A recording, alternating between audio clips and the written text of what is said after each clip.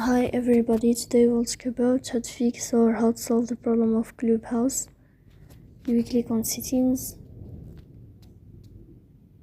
In this page you can click on apps, default apps, app settings.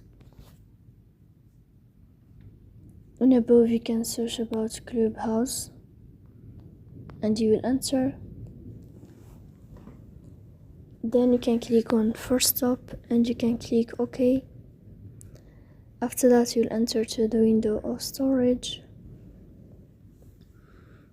Here you can click on clear cache.